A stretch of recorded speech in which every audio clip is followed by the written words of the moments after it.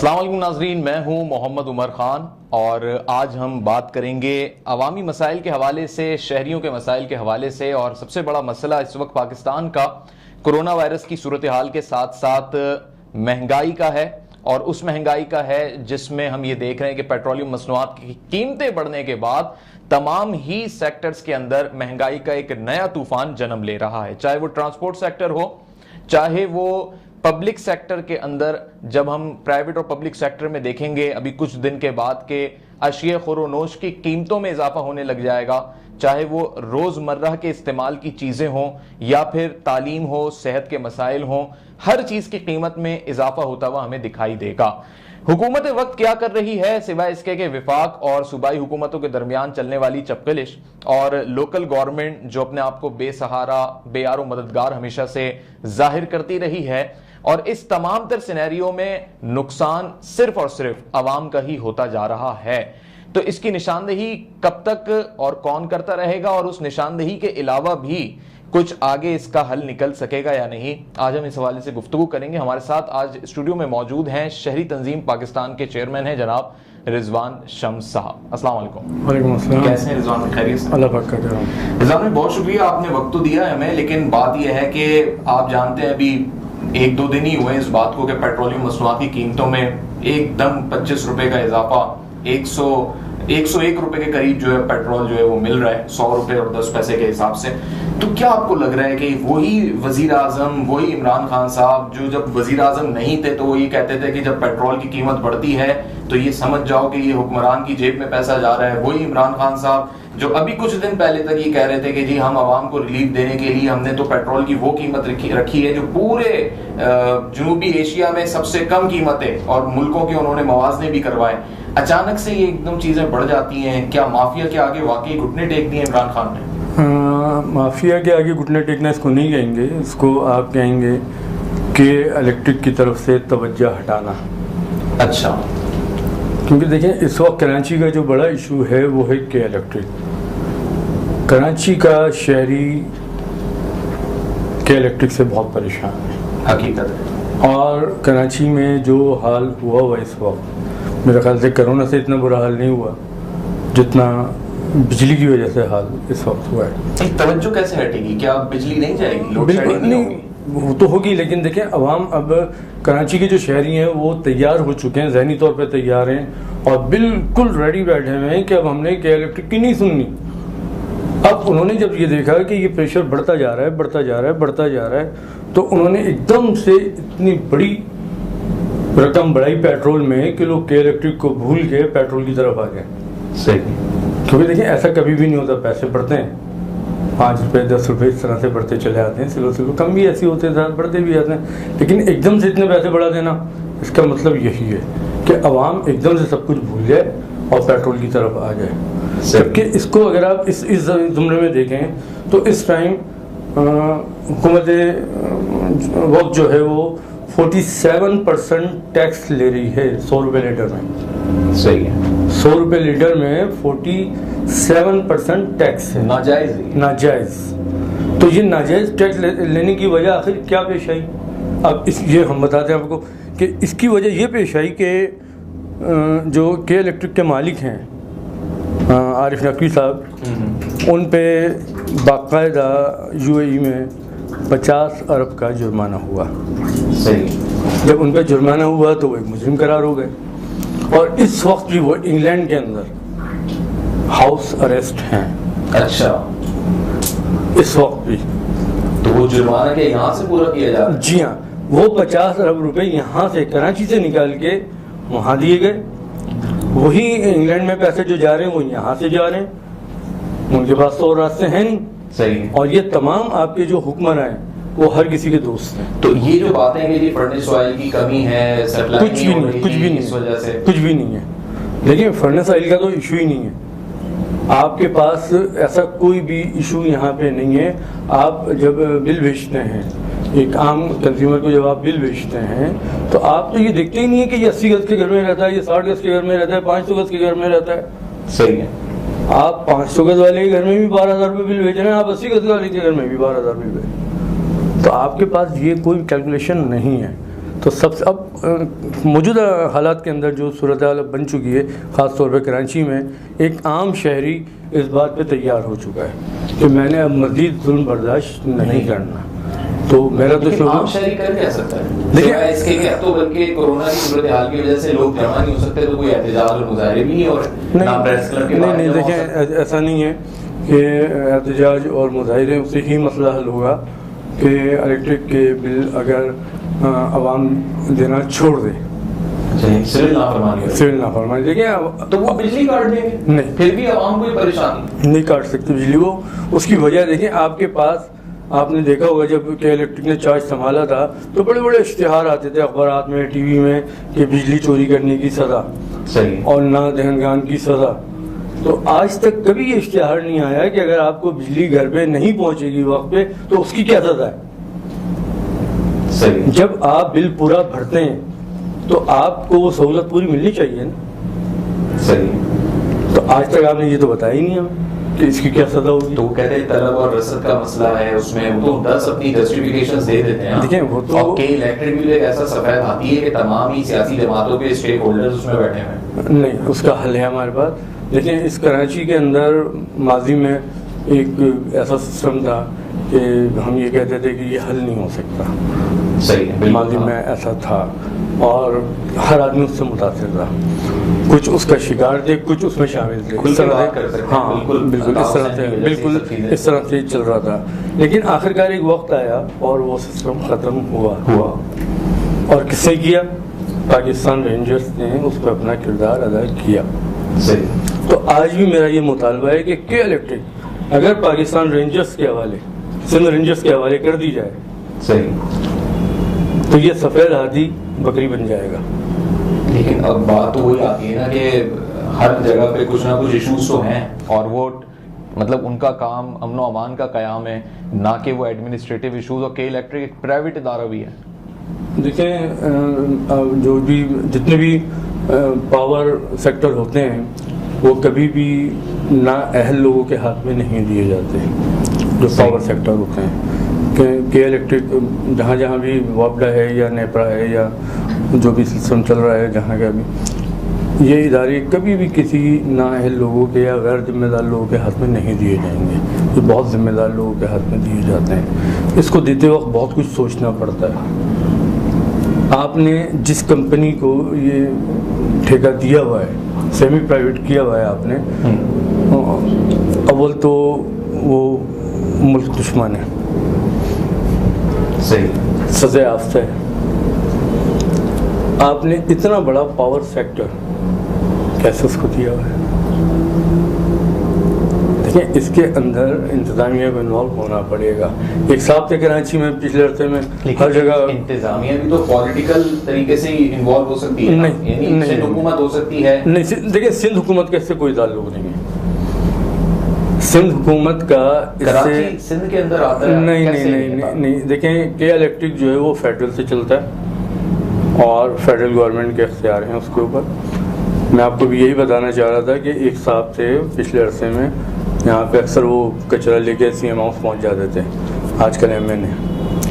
تو ان کا یہ فرض بنتا ہے کہ وہ کراچی کی عوام کے لیے باقاعدہ گورنر صاحب کے پاس جائیں، گورنر سندھ کے پاس عمران اسماعیل صاحب کے پاس جائیں، ان کو جا کے یہ ساری پرابلم بتائیں، اور گورنر صاحب اس میں وزیر اعظم صاحب کے پاس جائیں اور ان کو بتائیں کہ کراچی پہ یہ عذاب ٹوٹا ہوا ہے.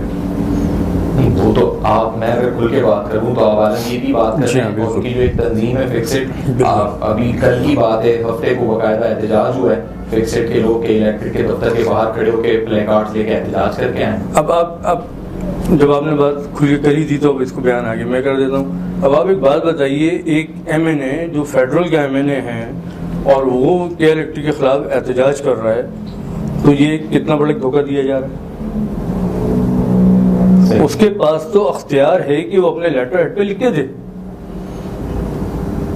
وہ باقاعدہ اپنے لیٹر ہیڈ پہ گورنر کو، وزیر اعظم کو لکھ کے دے کہ میرے شہر میں، میرے علاقے میں، میرے حلقے میں یہ پرابلم بہت ہو گئی ہے. وہ احتجاج کرنے کا حق تو رکھتا ہی نہیں ہے. ٹھیک ہے نا، یہاں پہ سلسلہ یہی ہے. اتھارٹی میں آ گئے. بالکل اتھارٹی ہے. اب وہ اس چیز کو گھما رہے ہیں کہ یہ معاملہ سندھ گورنمنٹ کا ہے. سندھ گورنمنٹ کا اس سے کوئی تعلق نہیں ہے. تو سندھ گورنمنٹ بھی تو کھل کے نہیں بتاتی نا. دیکھیں سندھ گورنمنٹ اس لیے نہیں بتاتی کہ اس میں سارے ہی حصے دار ہیں, شیئرز ہیں ان کے بھی شیئر, اس لیے وہ کہتے ہیں خاموش بیٹھے رہو, جب ہم پہ بات آئے گی تو ہم بتا دیں گے جی ہمارا کوئی قصور نہیں ہے. لیکن سندھ گورنمنٹ اتنا ضرور کرتی ہے کہ ہر دفعہ لکھ کے ضرور بھیجتی ہے. تو اس کا حل کیا ہے؟ کراچی والے کیا کریں؟ کراچی والے نہیں, کراچی والے بے بس نہیں ہیں, اللہ کا شکر ہے. میں تقریباً لوگوں سے ملتا ہوں, میری بات چیت ہوتی ہے. جماعت اسلامی کے حافظ نعیم صاحب نے ابھی پریس کانفرنس کی چند دن پہلے, اور انہوں نے کھل کے بولا. تو ایسا کوئی بھی نہیں, پہلے بھی انہوں نے ماضی میں بھی دھرنا دیا, اس کا بڑا اچھا نتیجہ آیا. تو کراچی میں ایسا نہیں ہے کہ لوگ بے بس ہیں. اب شہری بے بس نہیں ہیں. نہیں, مسئلہ تو اپنی جگہ برقرار رہتا ہے نا. نہیں, مسئلہ سیاسی جماعتیں چلیں, باتیں تو کرتی ہیں, پریس کانفرنس دیکھیں اس کا حل نہیں نکلتا. یقین دہانیوں پہ بات ختم ہو جاتی ہے. سیاسی جماعتوں پہ اب کسی کا بھی بلیو نہیں ہے. کراچی کے شہریوں کا یقین اب سیاسی جماعتوں پہ نہیں ہے. انہیں پتہ ہے ہمیں اپنا بل خود بھرنا ہے, انہیں پتہ ہے ہمیں اپنی بجلی خود صحیح کرنی ہے, انہیں پتہ ہے ہمیں اپنے گھر پانی کا بندوبست خود کرنا ہے. یہ سیاسی جماعتیں کچھ نہیں کر کے دیں گی. صحیح, یہ اب ان کو یقین ہو چکا ہے. دیکھیں آپ اگر پی ٹی آئی کا سسٹم اٹھائیں تو پی ٹی آئی کو جو پذیرائی ملی وہ اسی وجہ سے ملی کہ آپ نے کہا کہ یہ دو لوگ غلط ہیں, دو لوگ غلط ہیں. لوگوں نے کہا ہاں غلط ہیں, اور آپ کو پذیرائی دے دی. لیکن اب تینوں غلط ہیں, تو تین غلط ہو گئے نا, اب تو دو غلط نہیں ہیں. صحیح. اب تو پی ٹی آئی بھی اسی لائن میں کھڑی ہو گئی نا. اچھا, یہ سب ایک ایسے وقت میں ہو رہا ہے جب ابھی بلدیاتی الیکشن ہو سکتے ہیں. یعنی اگر کورونا کی صورتحال سیٹ ہو جائے تو میرے خیال سے اسی سال بلدیاتی الیکشن کا سال ہے. بالکل بالکل ہوں گے بلدیاتی الیکشن, اور ہونے چاہیے. تو اس کے باوجود Peoples Party, P T I, M Q M, یہ سب کیوں اس چیز کو سنجیدہ نہیں لے رہے؟ دیکھیں یہ انتظار میں رہتے ہیں کہ بالکل آخری وقت میں ہم ایک ایسی مہم چلائیں گے جس سے لوگ سب بھول جائیں گے. آخری وقتوں میں بجلی بھی پوری ہوگی, آخری وقتوں میں پانی بھی ہوگا, آخری وقتوں میں کارپیٹنگ بھی ہو رہی ہوگی, جگہ جگہ روڈ بھی بن رہے ہوں گے. ان کا یہ طرز سیاست بن گیا ہے. باقی آپ پریشان ہیں تو پریشان ہیں. 30 سال سے ایک اسکول میں اگر فرنیچر نہیں ڈلا ہے تو نہیں ڈلا ہے, پنکھا نہیں لگا ہے نہیں لگا ہے. 20 سال سے اگر ایک گلی نہیں بنی ہے نہیں بنی ہے. لیکن الیکشن کے دوران صرف 4 آدمی کہیں گے کہ دیکھیں جی روڈ ٹوٹا ہوا ہے, کل بن جائے گا, اور بن بھی جاتا ہے. لوگ کہتے ہیں بنوا دیا ہوں. تو یہ ایک روایتی سلسلہ ہے. پیپلز پارٹی کا کراچی سے کوئی تعلق نہیں ہوتا ہے. اچھا, آپ نے بھی کہا کہ الیکٹرک کے بل نہ پے کیے جائیں جس طرح لوڈ شیڈنگ ہو رہی ہے کراچی میں, تو آپ کو لگتا ہے کہ اتنا بڑا ایسا سنجیدہ اقدام, ایسا اسٹیپ کراچی کے عوام لے سکیں گے سوائے ان لوگوں کے جو اہلیت ہی نہیں رکھتے پے کرنے کی, وہ تو مجبور ہیں؟ نہیں, میرے خیال میں میری کافی لوگوں سے بات چیت ہوئی اور کافی لوگ اس میں مجھ سے ملے. انہوں نے مجھ سے کہا دیکھیں ابھی ایک بل آیا میرے پاس, اور بڑا عجیب و غریب بل آیا کہ 17,000 روپے کا بل, اس کو خود ہی انہوں نے 12,000 روپے کی قسط کر دی. اچھا, کہ الیکٹرک والے خود ہی, اور کہا جی آپ 12,000 جمع کرا دیں. مطلب بل بھی خود ہی بنایا, قسط بھی اس کی خود ہی کر دی. ایسا کیوں؟ کیا وہ کنسیشن دیا ہے اس میں کوئی؟ نہیں, کوئی کنسیشن نہیں. قسط کی ہے کہ یہ آپ نے بعد میں بھرنے, بعد میں بھرنے. اب جب 19,000 کا دوبارہ وہ بل آیا تو وہ 4,000 روپے 5,000 روپے لگ کے آ گئے. صحیح, دوبارہ سے لگ کے آ گئے. تو اب یہ اس لیے کیا کہ اگر آپ کا 17,000 روپے کا بل ہوتا, لیکن آپ خود قسط کرانے جاتے, جب آپ کرانے جاتے تو اس پر پالیسی آپ کی 10 قسطیں بنتی. اچھا, صحیح, 5 قسطیں بنتی جو الیکٹرک کی پالیسی ہے اس کے تحت. صحیح. تو انہوں نے کہا کہ اس کی پہلے ہی قسط کر دو تاکہ جب یہ آئے تو ہم کہیں کہ اب قسط نہیں ہو سکتی. ٹھیک. تو آپ کے ساتھ تو یہ ہو رہا ہے, گیم ہو رہا ہے, بھرپور گیم ہو رہا ہے. پھر آپ 2019 کا فیول ٹیکس دیتے ہیں, ابھی بھی دیتے ہیں. آپ کا بل کتنے کا بھی ہے, 2,000 روپے آپ نے اس میں ٹیکس دینا ہے. تو اس پہ نیپرا یہ سب اس پہ کچھ نہیں کرتے؟ نیپرا کا ویسے اس پہ زیادہ نہیں. دیکھیں نیپرا نے ابھی پچھلے عرصے میں جب 2-3 سال پہلے شور اٹھا تھا بہت, کو نیپرا نے بلایا اور بلا کے کہ الیکٹرک باقاعدہ خود آئے وہ لوگ کراچی اور انہوں نے بڑا ایکشن لیا اور دیکھا سب کچھ اور پتہ لگا جی وہ فیڈر خراب ہے تو انہوں نے پابند کیا جی آپ فیڈر فوری طور پہ صحیح کرائیں اور 10 لاکھ روپے جرمانہ کر دیا بس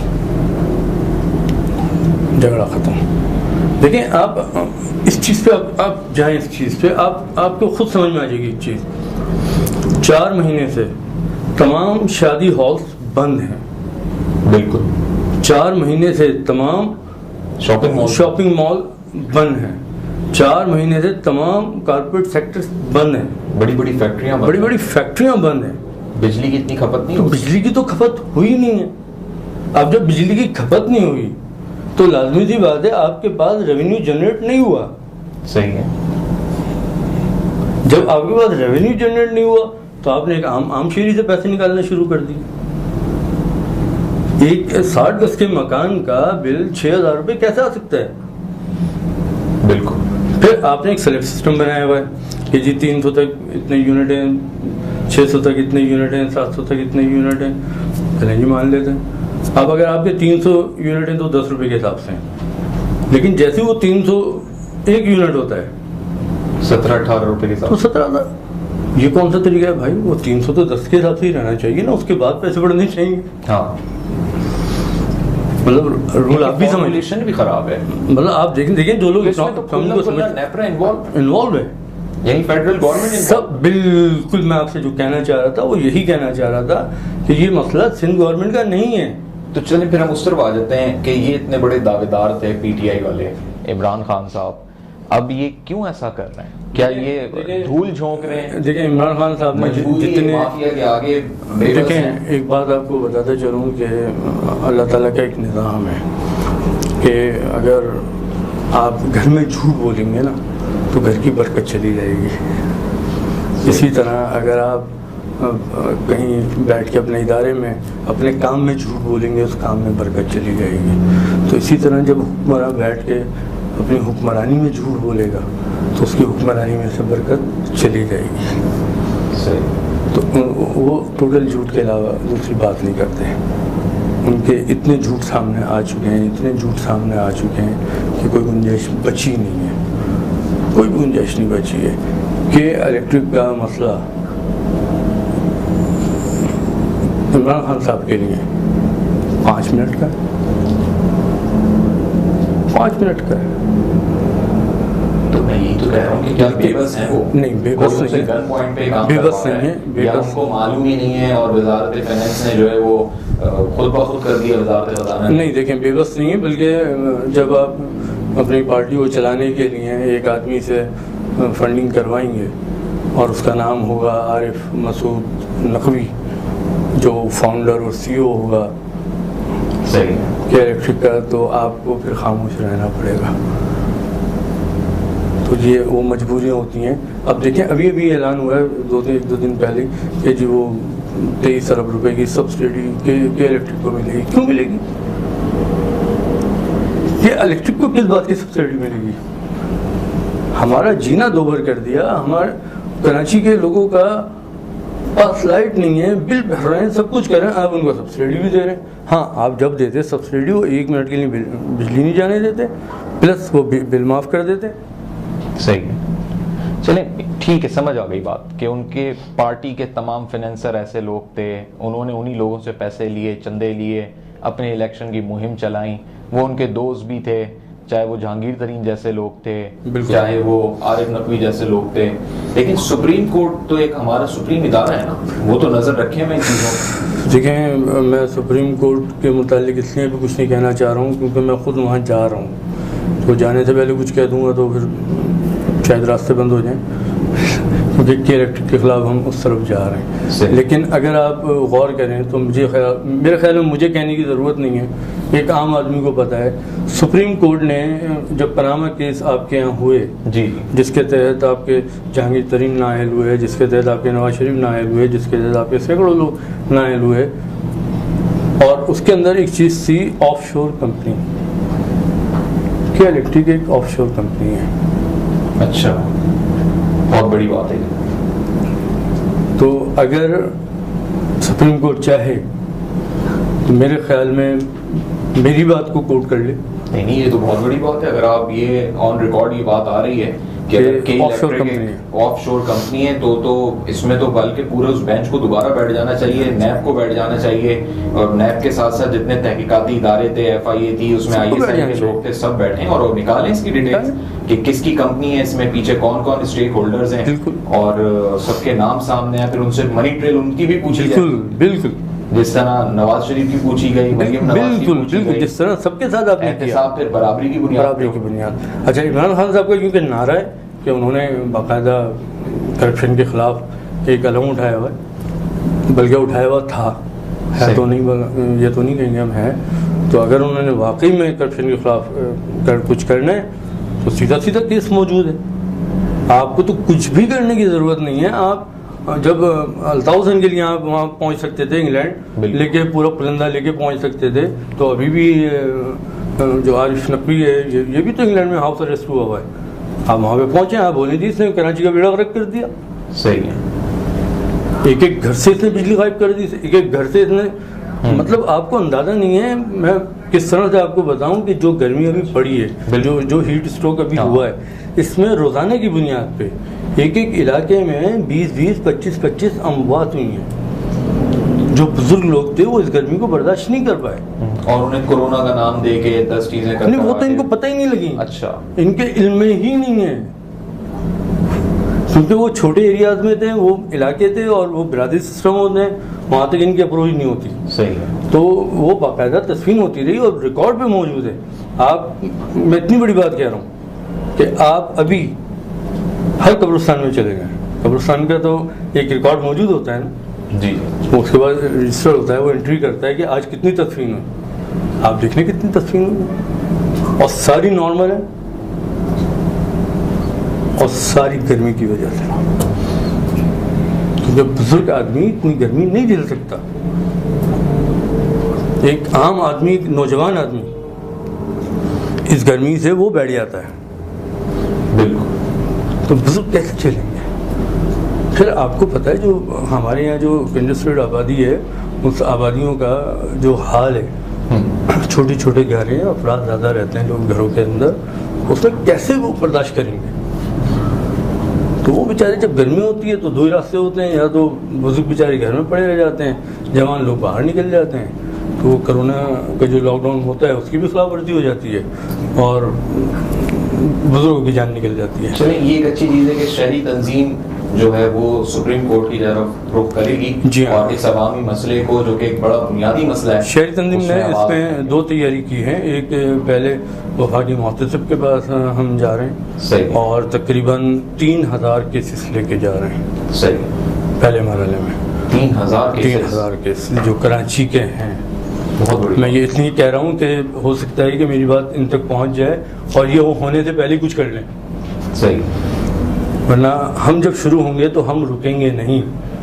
صحیح, ہم قانونی راستہ اختیار کریں گے, اور قانونی راستے پہ چلتے ہوئے ان کو وہاں تک پہنچائیں گے کہ آف شور کمپنی کے پاس کے الیکٹرک نہیں ہونی چاہیے.